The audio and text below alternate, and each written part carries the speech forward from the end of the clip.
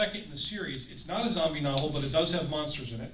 And I'll read you the prologue, which is in 2 parts.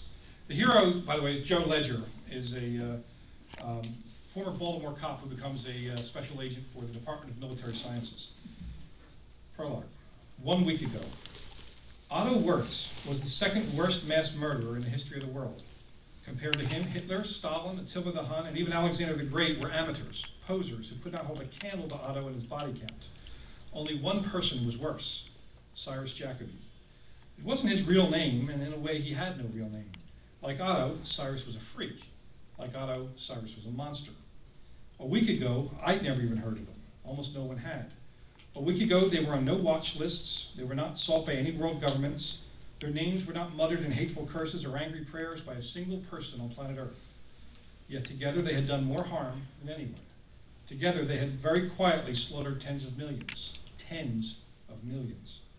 At night, when they sat down to their dinner, they did not dwell on past accomplishments. A champion athlete doesn't dwell on the preliminaries. To them, it was always about what was coming next, what was coming soon. 1 week ago, 7 days before I'd heard of them, Otto Werths placed a large digital clock on the wall above the elaborate workstation where he and Cyrus spent much of their waking hours. The clock was set to tick off seconds and minutes. Otto adjusted it to read 10,080. 10,080 minutes. 168 hours, 7 days, 1 week. After he pressed the start button, Otto and Cyrus clinked glasses of Pierre Jouet, which at over $6,000 a bottle was the world's most expensive champagne. They sipped the bubbles and smiled and watched the first 60 seconds tick away, and then the next 60. The extinction clock had begun. Part 2. Now, I was crouched in the dark. I was bleeding, and something inside was broken. Maybe something inside my head, too. The door was barred.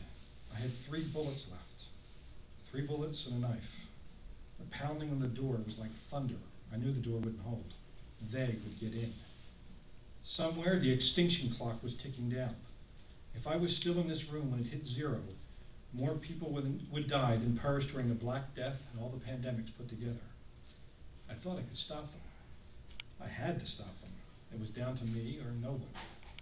It wasn't my fault that I came into this so late. They chased us and messed with our heads and ran us around. By the time we knew what we were up against, the clock had nearly run its course. We tried. Over the last week, I'd left a trail of bodies behind me from Denver to Costa Rica to the Bahamas. Some of those bodies were human. Some, well, I don't know what you would call them. The pounding was louder. The door was buckling. The crossbar bending. It was only seconds before the lock or the hinges gave out, and then they'd come howling in here. Then it would be them against me. I was hurt. I was bleeding. I had 3 bullets and a knife. I got to my feet and faced the door, my gun in my left hand, the knife in my right. I smiled. Let them come.